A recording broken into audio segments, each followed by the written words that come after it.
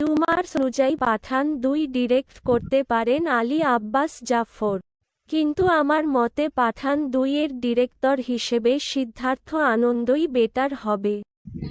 আলী আব্বাস জাফর শেষে কিনা পাঠান ২কে জগাখিচুড়ি বানিয়ে ফেলে কে জানে।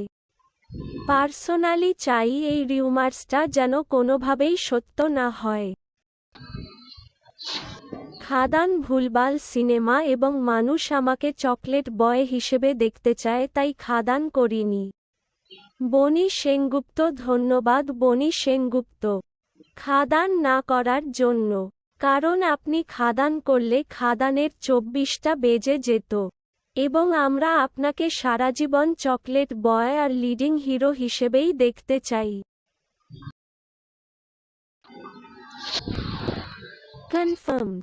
বলিউড মেগাস্টার সালমান খান এবং তামিলের লিজেন্ডারি কমল হাসানকে লিড রোলে পরিচালক আতলি কুমার বানাচ্ছেন বিগ বাজেটের 2 হিরো অ্যাকশন এন্টারটেইনার অ্যাটলি। সিনেমাটির প্রি প্রোডাকশন অক্টোবর থেকে শুরু করতে যাচ্ছে জানুয়ারি ২০২৫ থেকে সিনেমাটির শুটিং শুরু হতে যাচ্ছে এবং সম্ভাব্য ২০২৬-এর কোনো এক সময়ে মুক্তি পাবে সিনেমাটি প্যান ইন্ডিয়ান আকারে। দরদ এখনও আমরা সেপ্টেম্বরে রিলিজের আশা নিয়ে বসে আছি। নতুন করে একটা সেন্সর বোর্ড গঠন হচ্ছে, সেখানে নতুন মেম্বার-রা জয়েন করবেন। তারপর আমরা যদি প্রপার ওয়েতে সেন্সর করাতে পারি। ডিসিশন নিয়েছি সিনেমাটা হয়তো সেপ্টেম্বরের শেষের দিকে রিলিজ করব। থালাইভা রজনীকান্ত, লোকেশ কানাগরাজের কুলি এর ক্যারেক্টার এবং তাদের পোস্টার প্রকাশ হয়েছে।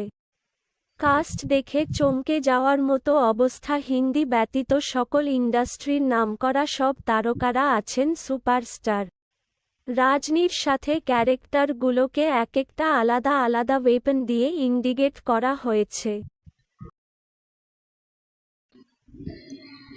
প্যান ইন্ডিয়ান নাম্বার 1 সুপারস্টার প্রভাসের আপকামিং মুভি দ্য রাজা সাবের বাজেট ৪০০ কোটি রুপি। এত বাজেট আমার তো বিশ্বাস হয় না।